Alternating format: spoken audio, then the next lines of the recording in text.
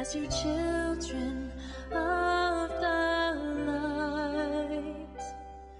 May we honor you each day, radiating on the lost to bring them sight.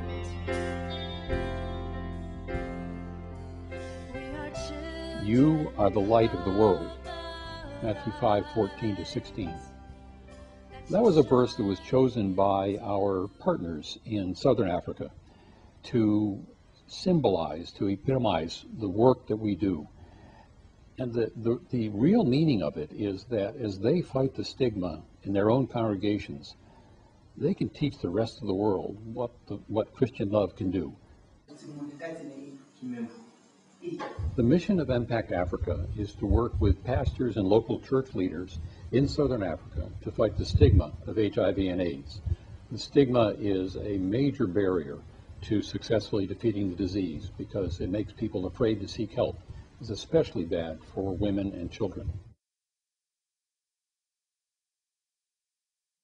Chikuru chamene tinaonamo munga kuli benamo vanachitenga mungati kutenga matenda ya HIV and AIDS chibwera chape mukusamvera. The reasons for me to be so involved in stigma and is because I lost a nephew who committed suicide simply because of stigma.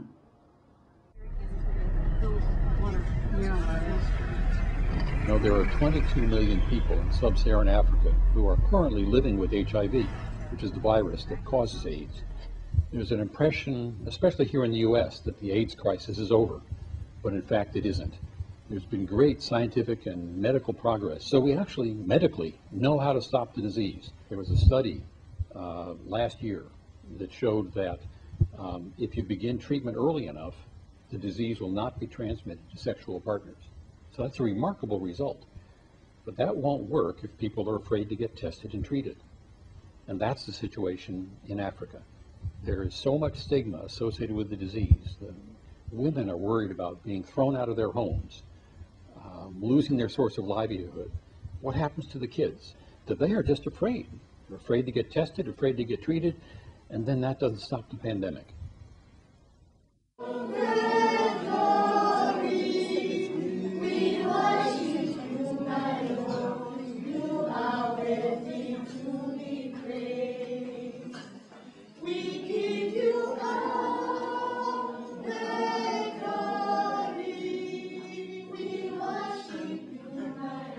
Children are most often infected from their mothers through what's called mother-to-child transmission, either before birth or during birth or after birth through breast milk. And the sad thing is that all of that transmission is absolutely medically preventable. The Compassionate Churches campaign was initiated about a year ago. We're working with 4 denominations, 3 in South Africa and 1 in Lesotho.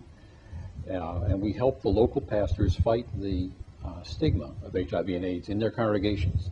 The mechanism is a training workshop, and then the actions that they take in their congregations are what really make the difference. They might give sermons, they might have testimonies of HIV-positive people, they might have testing days when they themselves get publicly tested, starting support groups. All of these activities change the attitudes of people in the congregations, and it turns them into a stigma-free congregation. And once they've done that, then they can reach out to the broader community and collaborate with other organizations to address HIV and AIDS in the wider context of the entire community. Our church is now known to everybody through the kind of work that we are doing, then the kind of the support that we're giving out. So many people are coming to our church just to get that support and love that we are giving them. I think that's the biggest thing that we have achieved.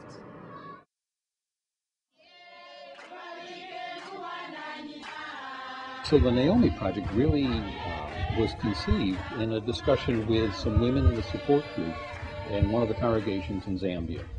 They had done a good job of getting past the stigma, but they still faced many challenges, and especially hard for women and children in that society. But the support groups provide a natural working group to build on to achieve economic stability. So we talked about the kinds of things that might help them achieve that stability, things like raising chickens or making sausages or raising vegetables. Those are all things that can help those women achieve the economic stability that they really need. The grant money for the Naomi Project will be the seed money that allows these support groups to become self-sustaining economically for the good of their community. We have a team in Austin who is ready to get the Naomi Project started. Susan Banks, who has 20 years of experience in HIV/AIDS research, counseling, and program administration. Joyce Stotts, our Africa Operations Director, who will coordinate logistics and training components. And Reverend Moses Zulu, our colleague on the ground in Zambia. He's worked for many years as the HIV and AIDS desk coordinator for the Reformed Church in Zambia. The EMPACT Africa Board of Directors meets at Westlake Hills Presbyterian Church once a month. We do not own a building or lease office space, as 70% of our funding goes to programs in Africa. Our board consists of some very talented people. Ginger Zanetti is our treasurer. Susie Kelly works on communications. Ron Ragsdale is in charge of fundraising. Tammy Schroeder coordinates events. We have 2 paid staff members, Alan Washington, our Director of Development, and Susan Shaw, our Management Advisor. At our meetings, we open with the devotional, conduct the business, and then close in prayer.